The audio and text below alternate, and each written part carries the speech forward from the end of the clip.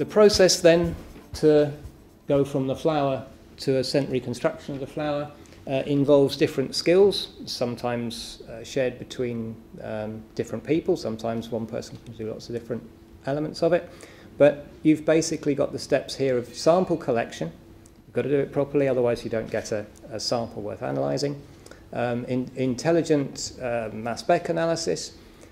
Sometimes a vapour pressure correction step. Obviously, the flower scent was in the air. It evaporated off the flower. What you smelled was the concentration in air. We've now condensed that and converted it effectively to a liquid state, and the proportions you get from your GC mass spec analysis are the proportions of what you condensed.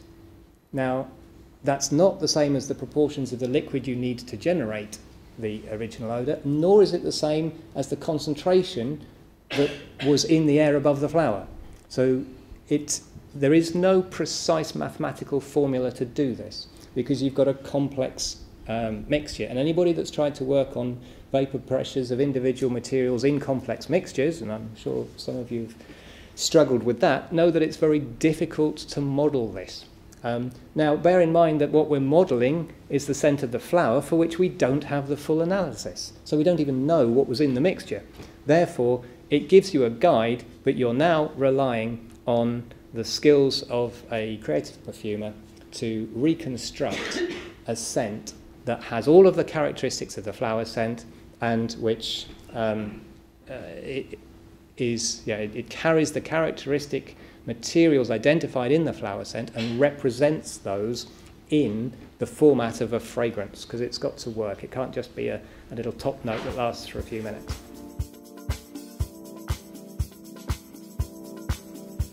And so another message here is that the elements we've for so long thought of as rather shallow, the advertising, the celebrity face, the colours, actually are critical, because they are the only way that people can access our work and our world. We've tried using ingredients at point of sale over the years, and it hasn't really worked. In niche, it's slightly different. So if you you're smelling that Gucci right now, if you smell it, and you think about the other senses, if you think about touch, would you describe that as a warm, or soft, or cold, or edgy scent? You'd probably maybe it's warm. Yeah, we've done this before, this exercise. Warm. Soft, I would suggest. Great, we've just used touch, sensory language from touch. That's great. If it was a taste, is there a flavour in there potentially? Do we get a fruitiness maybe? Slight fruitiness, yeah? Probably apricot, because it's got that osmanthus flower, which has an apricot element to it. And then we go to sight. So if that was a colour, what colour would that be? You have to stretch yourselves here. Would it be yellow? Would it be brown? Would it be a burgundy, a warm? Were you thinking warm colour, cool colour? You could probably think about a colour that might be if you really stretched your imagination. And if it was a sound, is it high-pitched or is it low-pitched? So where does it go? Probably mid to low, I would say, right? And then we have smell. Oh dear. Yeah, we've got a problem, haven't we? Because I can use metaphor to describe this, but my metaphor may not apply in your culture.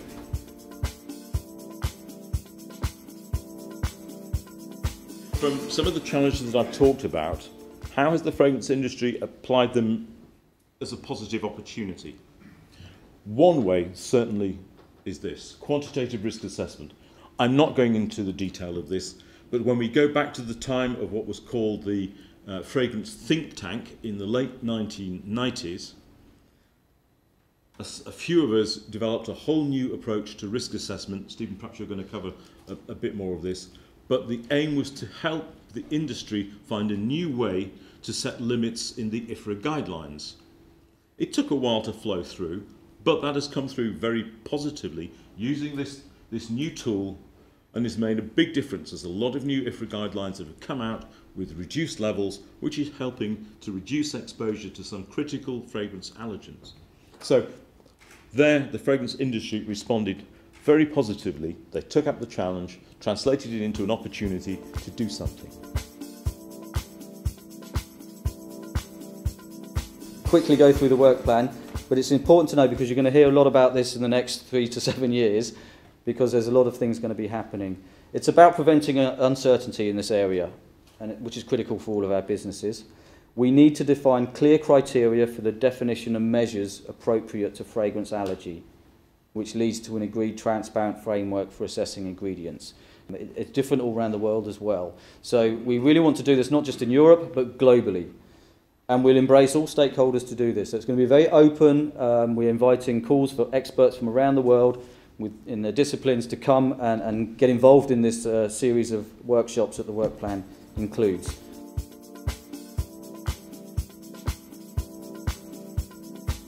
Lindsay, what was it like smelling your poem? Well, the first time I smelt my poem was at the launch as I was about to read it. So all eyes were on me at that point. And it was amazing because it was such a strong scent. And the things that, as I've been thinking about what the scent of it might be, the things that had struck me was the metal in it, this harsh feeling, the feeling of weaponry, but also of the greenery and the rain and all these different layers and time overlapping. And I just felt that all of that was in there. It smelt fresh, it smelt green, but it also smelt metallic in a way. It smelt harsh. But there was this sense of these layers beneath it, and I kept wanting to go back to it and smell it. And I think a lot of people responded quite strongly to it at the time, the other poets as well. And then Kate said that she'd been wanting to create this idea of an army coming towards the hillside. And that for me was a strong image as well. It really did work alongside what I'd had in mind when I wrote the poem.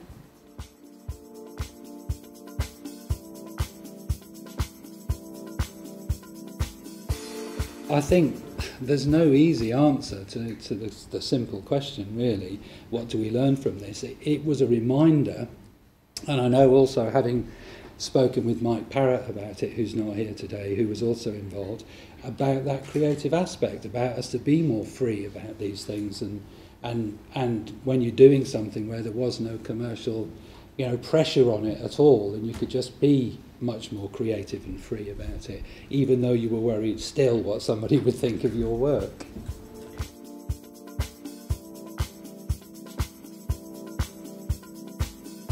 The function of smell as an HLA detector that I would propose is actually the prime and major function of the sense of smell. Now, the HLA genes control your immune system. So what we're saying here is that the sense of smell is an immune detector. It's detecting the immunity of other people. The HLA genes, your immune system, dictate your own personal body odor. And this has enormous consequences. It means that everybody, because everyone has a different immune system except monozygotic twins, it means that everyone has a different smell. And it's how tracker dogs can track, follow, and find people. Once they've just been given their scent, they can find that individual, and no two individuals are the same, so they won't make a mistake. I'm not going to go into how it is that the immune system determines your body odour, because there are 4 competing theories at the moment. But just to briefly mention that the bacteria that live in your armpits, they are responsible for determining the smell of your armpits, your body odour. And so the HLA system, your immunity, will determine which bacteria survive in the armpits, and those bacteria go on to metabolize the secretions of glands in your armpit and determine your body odour. Freshly secreted sweat does not smell. It has to be acted on by those bacteria. So here's a little thought experiment to finish with. Imagine your partner. Imagine the smell of your partner. Is that a pleasant smell? If you say, no, it's not actually.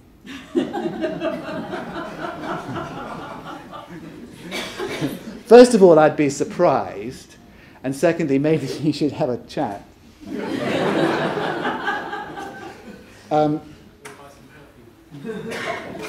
Buy some perfume, that's another story.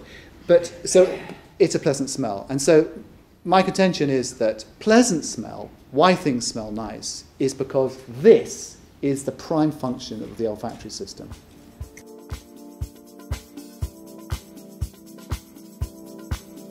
The benefits of fragrance in our lives is often obvious, but making fragrances accessible to people involves much scientific insight combined with artistic flair. I would like to thank all our speakers today for inspiring, informing and involving us in so many fascinating aspects of fragrance application and fragrance creation, and of course for giving us a glimpse into the future of scent too.